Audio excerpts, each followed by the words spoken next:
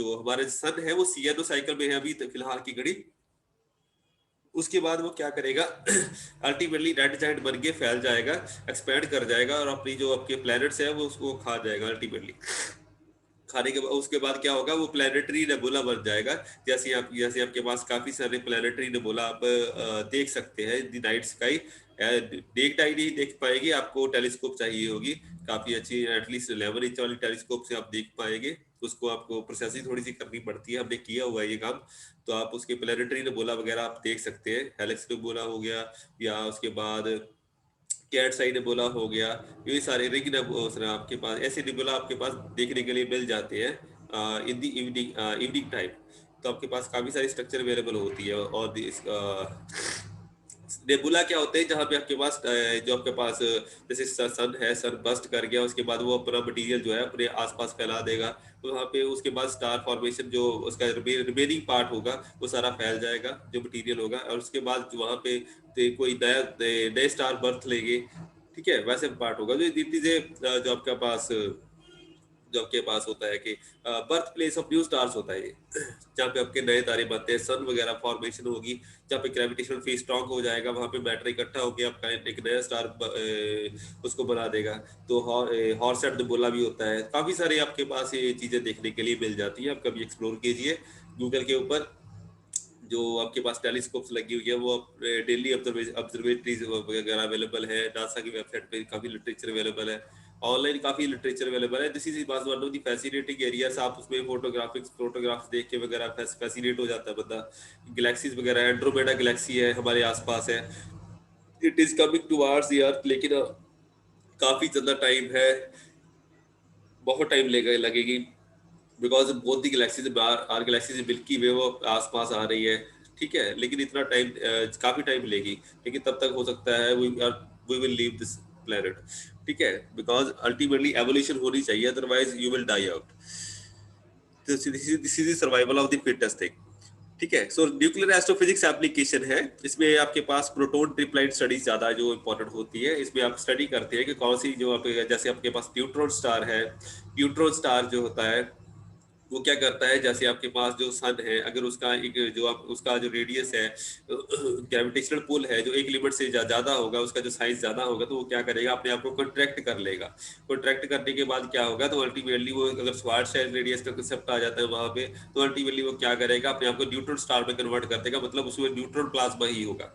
तो neutron star वो होता है काफी ज्यादा हाई डेंसिटी का होता है कि स्मॉल एरिया में एक्सपेंडेड होता है। ठीक है, सन को अगर आप एक छोटे से न्यूयॉर्क सिटी जितना आप उसको बना दे, उसको कंप्रेस कर दी, तो उतना वो न्यूट्रॉन स्टार का एरिया बन जाता है। तो काफी स्मॉल एरिया में काफी ज्यादा मटेरियल अगर आप न्यूट्रॉन्स अगर अवेलेबल होगा, उसको हम न्यूट्रॉन स्टार बोलते हैं। ज्यादा डिटेल में नहीं जाऊंगा बेटा, अदरवाइज काफी सारा लिटरेचर अभी स्टडी करना पड़ेगा।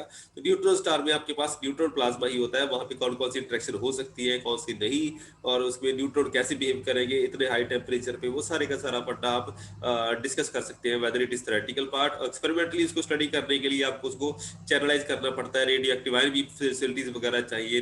जैसे हमने नाइट्रोजन 13 बनाने के लिए काफी सारी मेहनत की, उसके बाद काफी सारी इंटरेक्शन स्टडी हुई, CNO साइकिल स्टडी हुआ। तो वो सारे का सारा पार्ट आप एक्सपेरिमेंटल स्टडीज करने के लिए आपको काफी सारी दिक्कत आती है। उसको स्टडी करने के लिए आपको न्यूट्रॉन एंड प्रोटॉन डिप्लाइन की स्टडी करनी पड़ती है। For each and every nuclei to be produce there is a separate amount of effort that is required. तो हर एक न्यूक्लियस को प्रोड्यूस करने के लिए कई बार आपको काफी सारी मेहनत करनी पड़ती है, तो सारे का सारा पार्ट इसमें आ जाता है। तो it is a very very labours task. इसमें काफी सारी मेहनत करने के बाद 100% मेहनत करेंगे तो तब जाके आपको 5% एफर्ट आपका रिजल्ट मिलता है। तो it is a very very labours task. Nuclear physics labours होती है हमेशा। इसमें PhD भी थोड़ा सा लेट होता है, 5 साल ऑन एन एवरेज लग जाते हैं। ठीक है, तो न्यूक्लियर फिजिक्स फैसिनेटिंग है लेकिन टाइम कंज्यूमिंग भी है। So nuclear astrophysics applications. So recently a number of interconnections between the fields of nuclear physics research and developments in the astrophysics have brought new areas of research into the being. One of those areas, one of those field, nuclear astrophysics, has benefited explosively from the technical possibilities of developing radioactive ion facilities and accelerating them into the appropriate energy region to be studied of the reactions that were and still are essential in the synthesis of elements, or that is called nucleosynthesis.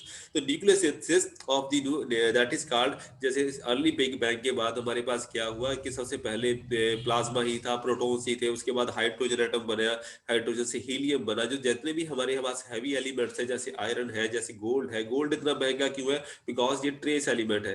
Trace में मतलब इसमें का इसकी availability कम है। कम क्यों है? Because जो gold होता है, जितने भी हमारे पास प्लेटिनम वगैरह है, जितने भी हैवी न्यूक्लियाई है, वो सारे के सारे हमारे पास स्टार एक्सप्लोजन में मिलते हैं। जितने जैसे कोई भी स्टार एक्सप्लोड करेगा तो वहां पे हाई टेम्परेचर होने की वजह से जो आपके पास एलिमेंट्स वगैरह है, जो लोअर एलिमेंट्स है, जैसे हाइड्रोजन हाइड्रोजन मिक्सअप होके फ्यूजन करके वो हीलियम बना देता है, वैसे ही लोअर एलिमेंट्स जो है फ्यूज करके गोल्ड बनाते हैं, प्लेटिनम बनाते हैं। वो सारे का सारा पार्ट स्टार एक्सप्लोजन से है, स्टार एक्सप्लोजन से आया हुआ है। तो जितना भी ऑर्नामेंट्स लेडीज पहनती है या जितना भी गोल्ड हम यूज करते हैं, वो that is a part of the star explosion. तो स्टार एक्सप्लोजन से वो गोल्ड बना है। तो दैट्स वाई जो गोल्ड होता है वो थोड़ा सा रेयर होता है, जो प्लेटिनम है वो भी रेयर होता है, तो इतना ज्यादा मिलता नहीं है। तो these are parts of the star explosion. तो जो आप गोल्ड पहन रहे हो सकता है वो कितनी billions billions of years old है, ये हमें नहीं पता अभी। तो it is a part of the literature. तो जो भी आप ऑर्नामेंट्स पहनते हैं हमेशा माइंड में रखें कि you are part of the stars. तो हम जो भी है वो स्टार्स का पार्ट है। So our body, our ornaments, all that part is a part of star. ठीक है। So therefore in this chapter of physics of nuclei far from stability, weakly bound quantum system and exotic nuclei, we devote a section to the all this study. तो इसके बारे में study करना भी जरूरी है, because these are weakly bound quantum system, जो heavy temperature पे, हाई टेम्परेचर पे एंड हाई एक्सट्रीम कंडीशंस पे जितने भी न्यूक्लियाई एग्जिस्ट करते हैं, जो नॉर्मली हम देख नहीं पाते, जो नॉर्मली स्टेबल न्यूक्लियाई है वो तो स्टेबल फॉर्म में एग्जिस्ट करते हैं, लेकिन हाई टेम्परेचर पे अनस्टेबल न्यूक्लियस भी बनते हैं, एक्सोटिक न्यूक्लियाई भी बनते हैं, वीकली बाउंड सिस्टम भी एग्जिस्ट करते हैं, जो शॉर्ट टाइम पीरियड के लिए एग्जिस्ट करेंगे, लेकिन वो किसी पर्टिकुलर चैनल के लिए बहुत क्रूशियल हो सकता है, अदरवाइज वो हो सकता है वो चैनल खुले ही ना। तो अगर वो चैनल जो चेन ब्रेक हो जाएगी तो अल्टीमेटली आप क्या हो सकता है, अगर आपका गोल्ड वाला चैनल मिसिंग हो गया तो अल्टीमेटली आपके पास गोल्ड होगा ही नहीं। So you will not find any gold in the universe. जैसे हमारे पास लिथियम है, लिथियम की डेफिशिएंसी है हमारे पास, तो लिथियम बहुत कम होता है। तो ये वाला जो लिथियम से उसकी जो बात करेंगे लेटेस्ट स्टेज में लिथियम के बारे में भी, तो लिथियम डेफिशिएंसी के बारे में भी बात की जा सकती है। तो ऐसे ही हमारे पास अगर कोई चेन मिसिंग हो जाती है तो वैसे ही उसी हिसाब से आपके पास वो वाला पार्ट नहीं आएगा यूनिवर्स में। तो वो ऐसे आपका जो न्यूक्लियोसिंथेसिस है, मतलब जो आपके पास न्यूक्लियाई है, वेरियस न्यूक्लियाई है, वो आपके पास अबंडेंस चार्ट जो है वो उसको फॉलो अप करना चाहिए, तभी आपको पता चलेगा कि आपका यूनिवर्स कैसे कैसे बन रहा है, एक्सपैंड हो रहा है, या उसके बाद कॉरेस्पॉन्डिंग जो आपके पास हाइड्रोजन कितनी है, हीलियम कितनी है। आपके पास मैक्सिमम यूनिवर्स में हाइड्रोजन है, उसके बाद हीलियम आ जाता है, तो आपके पास स्पाइक्स आ जाती है। अबंडेंस चार्ट की बात करेंगे लेटर ऑन स्टेजेस पे। For extra reading and study on the nucleosynthesis creator की बुक पढ़ सकते हैं, अदर रेफरेंस बुक्स हैं। तो अपना फ्लेवर बिल्ड अप कीजिए बेटा। जितना आप फॉरेनर ऑथर को पढ़ेंगे, जितने अच्छी अच्छी बुक्स उन्होंने बताई हुई है वो उनको स्टडी करेंगे, तो आपको न्यूक्लियर एस्ट्रोफिजिक्स के बारे में काफी सारा लिटरेचर मिल जाएगा। तो यहाँ पे ओनली ग्लिम्पसेस है बेटा, हल्का एक जिसको बोलते हैं झलकियां हिंदी में, ठीक है।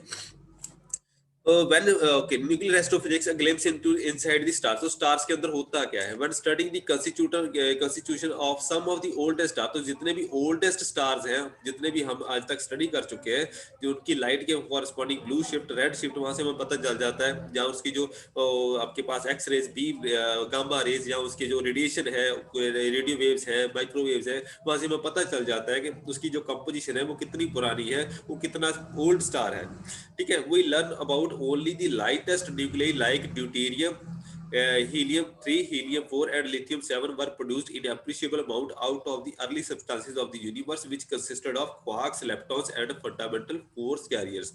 So at the starting of the universe, earlier part of the universe, starting में जितने भी न्यूक्लियस बने थे वो those were found from the quark, gluon, plasma और समथिंग लाइक दैट। जितने भी लैपटॉप से फंडामेंटल पार्टिकल से इतने हाई टेम्परेचर में ओनली बेसिक जो आपके पास पार्टिकल है वो एग्जिस्ट करेंगे। जैसे जैसे आपका यूनिवर्स ठंडा होता गया, ठीक है। बिग बैंग के बाद अल्टीमेटली आपके जो जो फ्यूजन स्टार्ट हुआ है, उसके बाद आपके पास जो एलिमेंट्स बनने स्टार्ट हुए हैं। तो फ्यूजन काफी ज्यादा हाई टेम्परेचर में होता है, लेकिन वो वाली कंडीशन जो है वो सन के ऊपर पॉसिबल है या अर्ली यूनिवर्स में पॉसिबल है। Remainder of the elements have been synthesised in the stars which behave like fusion reactor. तो जो स्टार्स होते हैं बेटा फ्यूजन रिएक्टर की तरह एक्ट करते हैं, जो हमारे अर्थ पे नॉर्मली पॉसिबल नहीं है। चाइना ने एक अटेम्प्ट की है, उसका अभी तक उन्होंने प्रॉपरली रिलीज नहीं किया है डाटा, उन्होंने क्या किया क्या नहीं। They have switched on for this fusion reactor for the first time. उन्होंने फर्स्ट टाइम फ्यूजन रिएक्टर को स्विच ऑन करने की बात की है। तो जो जो स्टार्स है उसमें क्या होता है, fusing hydrogen to helium. Helium तो आपके पास जो सन है वहां पे भी हाइड्रोजन हीलियम में कन्वर्ट हो रही है। हाइड्रोजन जब हीलियम में कन्वर्ट होता है तो वहां पे मास डिफरेंस आता है, and that mass difference accounts for the all the energy that you receive. चाहे वो इंफ्रारेड है, चाहे वो विजिबल लाइट है, चाहे वो यूवी है, जितनी भी आप रेडिएशन रिसीव कर रहे हैं वो सारे का सारा पार्ट मास डिफरेंस से आ रहा है। तो you can imagine how much is the fusion power. So most of these reactions are rather well known, but there remains a number of key processes that are not so well understood. तो काफी सारी चीजें हमें पता है, लेकिन काफी सारी प्रॉब्लम्स हैं जो भाई अभी जो हमारी कड़ी है वो जुड़ी नहीं है. All that chain is not fully understood. So in particular, the reaction rates and temperature conditions, as well as the corresponding possibilities or probabilities to form heavy elements. तो heavy elements कैसे कैसे फॉर्म हुए, जब तक हमें वो नहीं पता चलता तो हमारे पास पूरी की पूरी जो लड़ी है वो जुड़ेगी नहीं, हमारी जो चेन है वो बिल्डअप नहीं होगी. जब तक पूरी चेन नहीं बनेगी हमें पूरी फुली अंडरस्टैंड नहीं होगा, हम उसके थ्योरेटिकल मॉडल्स को सिमुलेट नहीं कर पाएंगे, हम अपने आप को इवॉल्व नहीं कर पाएंगे. इलॉन मस्क की बात कर सकते हैं बेटा. इलॉन मस्क जो है वो अभी स्पेस एक्स बना रहा है, उसके बाद स्पेस एक्स पे अब आपको मार्स जाने की बात हो रही है. तो अपने मार्स को हैबिटेट है रहने लायक बनाना भी है, रिहेबिलिटेट करना है, ठीक है, जिसको बोलते हैं टेराफॉर्म करना है उसको. उसके वो बोल रहा है कि शायद आप न्यूक से कर सकते हैं, न्यूक्लियर बॉम्ब प्लांट करके कर सकते हैं पोल्स के ऊपर. या क्रेजी आइडियाज हैं, लेकिन हो सकता है कुछ ना कुछ हो जाए, बिकॉज अल्टीमेटली आप सब अर्थ में नहीं रह सकते. अगर आप इवॉल्व नहीं करेंगे तो एक दिन आएगा जैसे आप जो डायनासोर का हाल हुआ है हमारा भी हो सकता है. So there is ultimate fate. हर चीज प्रोबेबिलिटी के ऊपर बेस्ड है, यूनिवर्स प्रोबेबिलिटी के ऊपर चलता है बेटा. So some of the most uncertain of those reactions are, for example, reaction to fuse hydrogen with 7 beryllium to form 8 boron. तो 8 बोरोन जो बनाने की रिएक्शन है, the at the fusion of helium with carbon to form oxygen. तो हमारी जो oxygen बनी है वो कहाँ से बनी है, और जो हमारे पास बोरोन है वो कैसे बना है, वो सारे के सारी रिएक्शन स्टडी करने के लिए जरूरी है. They determine in a decisive way the relative amount of carbon to oxygen in massive stars. So the carbon to oxygen ratio जो massive stars में है वो हमारे लिए crucial होती है, which introspect has important consequences on heavy nuclei formation in explosive phases. तो हमारे पास जितने भी heavy elements है वो carbon to ऑक्सीजन रेशियो से ही बने हुए. तो जो अगर ये रेशियो प्रोमिनेंट होगी तो हमारे पास हैवी न्यूक्लियस देखेंगे, अदरवाइज नहीं देखेंगे. तो जितने भी हमारी अंडरस्टैंडिंग है, थ्योरेटिकल मॉडल्स हमने बिल्डअप किए गए हैं, उसको हम चेक करते हैं, प्रोस्पेक्ट करते हैं corresponding to your experimental data. Also the 13 nitrogen जो हमने पहले ही पढ़ा हुआ है, 13 nitrogen versus with respect to proton beam. अगर आप प्रोटॉन से स्ट्राइक करते हैं 13 नाइट्रोजन को तो ऑक्सीजन रेशियो जो आपके पास आती है, this is key reaction in this CNO cycle, carbon nitrogen and oxygen catalytic जो साइकिल है, in which 4 protons are transformed into a helium nucleus is important. तो ये आपका CNO साइकिल जो है न्यूक्लियस जो सन के ऊपर चल रहा है, वो सारे का सारा पार्ट अंडरस्टैंड करने के लिए आपको ये वाले रिएक्शन को अंडरस्टैंड करना जरूरी है. This reaction has recently been studied using are radioactive ion beam techniques and will be discussed in later paragraphs. तो ये चीज आप स्टडी कर सकते हो. तो काफी इंटरेस्टिंग इश्यूज है यहाँ पे. The various processes that form the heavier elements, this S process, इसमें क्या होता है, S process होती है, एक R process होती है, एक प्रोटॉन वाली होती है. इसमें न्यूट्रॉन की बात है. अगर S process सिंपल बात कर रहे हैं तो इसमें स्लो न्यूट्रॉन कैप्चर रिएक्शन होती है. अगर R की बात कर रहे हैं तो रैपिड न्यूट्रॉन कैप्चर रिएक्शंस होती है. अगर S आपके पास P प्रोसेस आ जाती है, उसमें भी स्लो एंड रैपिड होता है. Proton rapid proton capture and slow proton capture उसमें भी होता है बेटा. तो वहां पे भी आप बात कर सकते हैं, लेकिन न्यूट्रॉन की बात यह है कि वहां पे कूलेंट बैरियर नहीं होता, तो मोस्टली हम न्यूट्रॉन की बात करते हैं. ठीक है जी। And other processes that are not so dominant but specific to the formation of the certain elements, the p process and r process. तो आपके पास का 4 तरह की प्रोसेस हो जाती है, P process and R P process हो जाती है। Proton capture and rapid proton capture process हो जाती है, determine paths in the nuclear mass plane.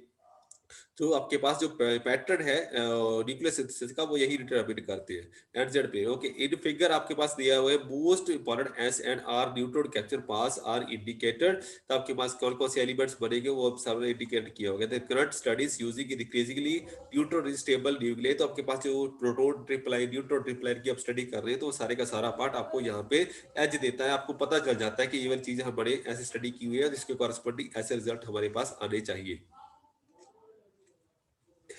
Current studies using increasingly neutron-rich stable nuclei don't allow us to explore this region। तो हमारे पास इतना इतनी टेक्नोलॉजी, इतने टूल्स अवेलेबल नहीं है कि हम सब कुछ स्टडी कर पाए, लेकिन हम उसको अंडरस्टैंड करने की कोशिश जरूर करते हैं। तो making use of the increasing technical possibilities of forming radioactive ion beams and reducing reactions with neutron-rich targets, the hope is to enter this field of very neutron-rich system and to come to unravel bit by bit the territory of neutron-rich nuclei proceeding towards the dream plane। तो हम dream plane को जैसे जैसे explore करेंगे, तो हमारे पास ultimately आपके पास आता जाएगा। तो यहाँ पे रैपिड न्यूट्रॉन कैप्चर, यहाँ पे स्लो न्यूट्रॉन कैप्चर, ये सारे का सारा पार्ट आप यहाँ पे कवर कर पाएंगे। इसके कॉरेस्पॉन्डिंग आपके पास जो CNO साइकिल है, यही पे आपके पास जो स्टेबल न्यूक्लियस से दूर है रीजन, वो वाला पार्ट हम यहाँ पे स्टडी कर पाएंगे।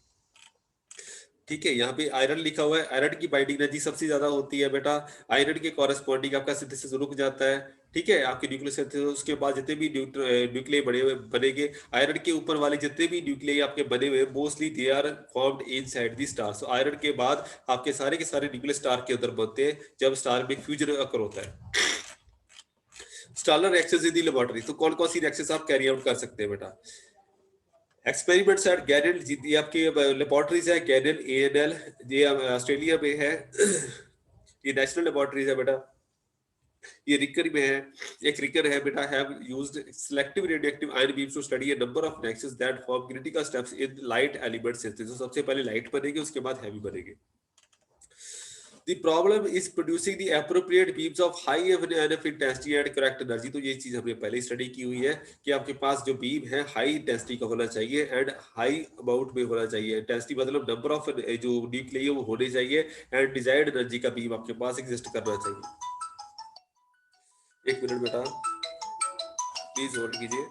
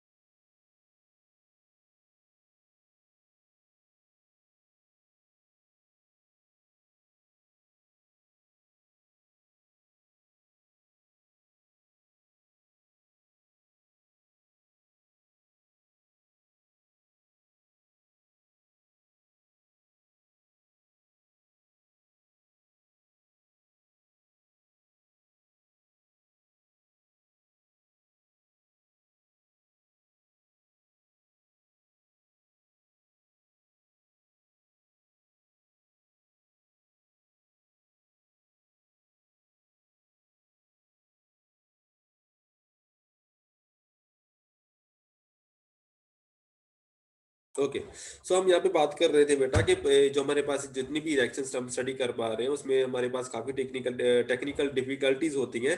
वहाँ पे हमें काफी सारी थोड़ी प्रिकॉशंस लेनी पड़ती हैं। कई बार होता है कि हमारे पास इंट्रैक्शन किसी सेटअप की जरूरत पड़ती है, तो हमें इंस्टॉल भी करना पड़ता है। तो यहाँ पे problem is producing the appropriate waves of high intensity and correct energy. यहाँ पे 2 रिएक्शंस को स्टडी करने की बात की गई है। एक 13 नाइट्रोजन जिसकी जरूरत पड़ती है CNO साइकिल में, एक 11 कार्बन की जो इंटरेक्शन है प्रोटॉन के साथ, इसमें 12 नाइट्रोजन प्रोड्यूस होता है। सारे के सारी इंटरेक्शन जो है इंपॉर्टेंट है। तो two interactions have been studied at the canon in reverse process, मतलब उल्टा उनको बनाया गया है। ठीक है, so the nuclei 14 oxygen and 12 nitrogen have been produced by projectile fragmentation that have been sent through the strong Coulomb force of the heavy nucleus. तो इनको इनवर्स काइनेमेटिक्स में मतलब उल्टा इंटरेक्शन करवाई गई है। इसमें 14 ऑक्सीजन को कॉरस्पॉन्डिंग उसको फोटोन के साथ हिट किया गया है, यहाँ पे 12 नाइट्रोजन को गामा के साथ हिट किया गया है, उसके इनवर्स काइनेमेटिक्स की बात की गई है। The subsequent exchange of quanta in the electromagnetic field makes the incoming nucleus dissociate, and this experiment was also carried out in the inverse interaction at recur. तो various कई काफी जगह में अगर आपने कोई किसी प्रोसेस को सक्सेसफुल बनाना है, किसी इंटरेक्शन को शो करना है, तो आपको एटलीस्ट 2 जगह पे एक्सपेरिमेंट परफॉर्म करना जरूरी होता है, जिनके रिजल्ट सिमिलर होने चाहिए। ठीक है, जैसे हिग्स पार्टिकल की डिस्कवरी हुई थी वहां तब भी उन्होंने 2 जगह पे सेम एक्सपेरिमेंट को परफॉर्म किया था, तभी उसकी जस्टिफिकेशन हुई थी। So the direct interaction using the radioactive ion beam facility of 30 nitrogen, direct interaction मतलब आपको आपने प्रोटॉन को हिट किया था onto the 30 nitrogen. So radioactive ions accelerated to an energy of 0.63 MeV per nucleon impinging on a proton target are performed at the 2 cyclotron facility. तो very जगह पे इन्होंने ये वाली इंटरेक्शन करवाई थी। तो the resonant capture gamma rays result could subsequently be detected using germanium detectors. तो जैसे ही आपकी रिएक्शन होती है तो आपके पास गामा रेडिएशन निकलती है, तो गामा को आप डिटेक्ट करने के लिए जर्मेनियम डिटेक्टर, सिलिकॉन डिटेक्टर वगैरह आप यूज कर सकते हैं, जिसको सेमीकंडक्टर डिटेक्टर की कैटेगरी में आते हैं।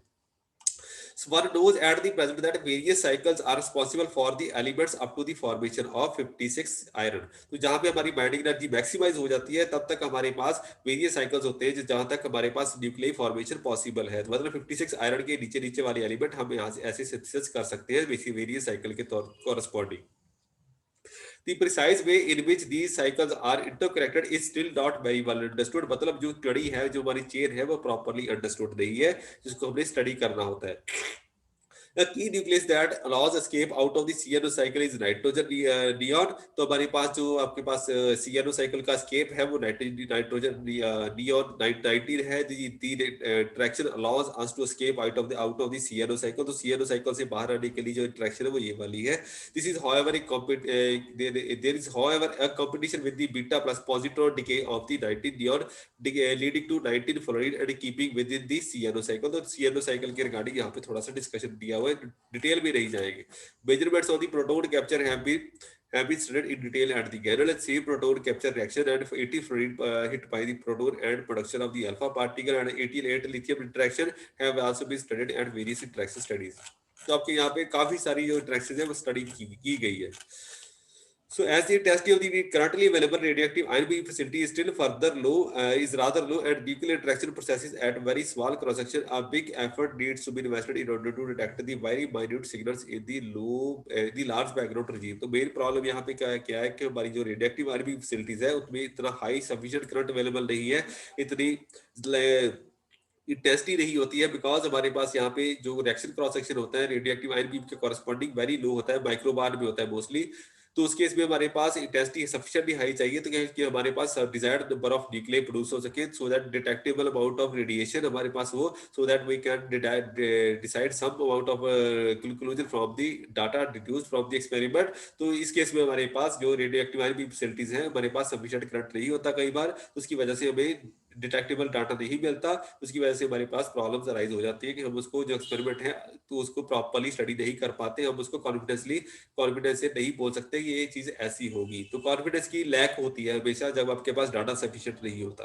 Therefore new detection systems are being developed in order to allow the detection of gamma rays and particle detectors. तो हमारे पास काफी सारी एडवांसमेंट टेक्नोलॉजी आ रही है, अगर आपके पास जो प्रॉब्लम अराइज होती है उसको स्टडी करने के लिए, उसको सॉल्व आउट करने के लिए नए डिटेक्टर सिस्टम हमारे पास डिजाइन किए जाते हैं। Much work is in progress in this direction. तो काफी सारा काम इसके ऊपर किया जा रहा है। So it is very very labours, इसमें काफी सारा पैसा भी लगता है, इट इज वेरी बड़ी वाटिंग फीड, इसमें काफी सारी पैसे की जरूरत पड़ती है बेटा, तो काफी सारी प्रॉब्लम इसमें फेस करनी पड़ती है। आउटलुक हमारे पास दे रखी है, तो ये इसके कॉरेस्पॉन्डिंग काफी सारा लिटरेचर यहाँ पे आप देख सकते हैं। मैंने काफी सारी रिएक्शंस के बारे में यहाँ पे बात किया गया, मैं ज्यादा डिटेल में नहीं जाऊंगा, जितना जरूरत है मैंने आपको बता दिया। तो on the experimental side IUSOL हो गया, IFS हो गया, रेडियोएक्टिव आयन बेम फैसिलिटीज वगैरह आप यहाँ पे यूज कर सकते हैं, तो उसको कॉरेस्पॉन्डिंग आपके पास इंटरेक्शंस वगैरह आ सकती है। तो ज्यादा डिटेल में नहीं जाएंगे, जो एस्ट्रोफिजिक्स का बेसिक कंसेप्ट है वो मैंने आपको समझा दिया है। CNO साइकिल वगैरह होते हैं, तो उसके कॉरेस्पॉन्डिंग जो स्टार फॉर्मेशन होती है, आयरन के नीचे वाले जो न्यूक्लियाई है वो आप वेरियस साइकिल्स के थ्रू फॉलो अप कर सकते हैं। लेकिन उसके बाद ऊपर वाले जो जितने भी न्यूक्लियाई हो गए वो स्टार फॉर्मेशन होती है, उसमें क्या होता है न्यूक्लियाई फ्यूज हो गए, आपके जो फ्यूज होके ही इंट्रैक्शन आपके पास रिजल्टेंट बनेंगे, अदरवाइज आपके पास पॉसिबिलिटी नहीं होती। इसलिए जो गोल्ड है वो स्टार के अंदर ही मिलता है, अदरवाइज आपको पॉसिबिलिटी नहीं होती आप नॉर्मल रिएक्शन के साथ उसको बना पाए। ठीक है बेटा, so thank you very much. अगर कोई डाउट है इसके रिगार्डिंग जो क्वेश्चन है तो बताइए। नेक्स्ट टाइम हम स्टडी करेंगे सुपर हैवी न्यूक्लियस को कैसे फॉर्म किया जाता है, जो वो वाला पार्ट जो है उसको हम देखने की कोशिश करेंगे। मेरे ख्याल से लिटरेचर यहाँ पे कम अवेलेबल है सुपर हैवी न्यूक्लियस का पार्ट। तो हैवीएस्ट एलिमेंट्स जो 110 वाला पार्ट है इसमें मैं देखूंगा क्या मतलब है इसका। तो thank you very much. Sir nebula क्या होता है? एक मिनट बेटा।